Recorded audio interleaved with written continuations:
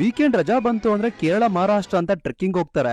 ಆದ್ರೆ ನಮ್ಮ ಕರ್ನಾಟಕದಲ್ಲಿರೋ ನೇತ್ರಾವತಿ ಪೀಕ್ ನ ಒಂದ್ಸಲ ಟ್ರೆಕ್ಕಿಂಗ್ ಮಾಡಿ ನೋಡಿ. ಯಾವ ಕೇರಳ ಮಹಾರಾಷ್ಟ್ರನು ನಮ್ಮ ನೇತ್ರಾವತಿ ಮುಂದೆ ಕಮ್ಮಿನೇ.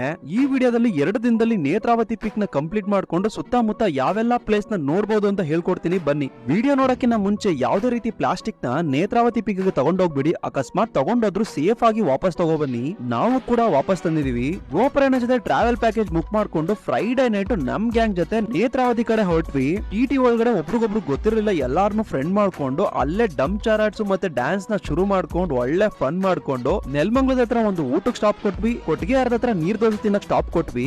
ಫೈನಲ್ ಆಗಿ ಶನಿವಾರ ಬೆಳಗ್ಗೆ 5 ಗಂಟೆಗೆ ಹೋಮ್ ಸ್ಟೇ ರೀಚ್ ಆಗಿ ಫ್ರೆಶ್ ಅಪ್ ಆಗಿ ಬೆಳಗಿನ ತಿಂಡಿ ಮುಗಿಸಿ ನೇತ್ರಾವತಿ ಹತ್ತಕ್ ಸ್ಟಾರ್ಟ್ ಮಾಡಿದ್ವಿ. ಹೋಗೋ ದಾರಿಲೇ ಒಳ್ಳೆ ಫನ್ ಮಾಡ್ಕೊಂಡು ಫೋಟೋಗಳು ತಕೊಂಡು ಲೀಚ್ ಗಳ ಕೈಲಿ ಕಚ್ಚಿಸ್ಕೊಂಡು ಫೈನಲ್ ಆಗಿ ನೇತ್ರಾವತಿ ಪೀಕ್ ನ ತಲುಪಿದ್ವಿ. ನೇತ್ರಾವತಿ ವ್ಯೂ ನೋಡ್ತಿದ್ದಂಗೆ ಲೀಚ್ ಗಳ ಕೈಲಿ ಕಚ್ಚಿಸ್ಕೊಂಡು ಕಷ್ಟಪಟ್ಟು ಹತ್ತಿದ್ ನೋವೆಲ್ಲ ಮರ್ತೆ ಹೋಯ್ತು.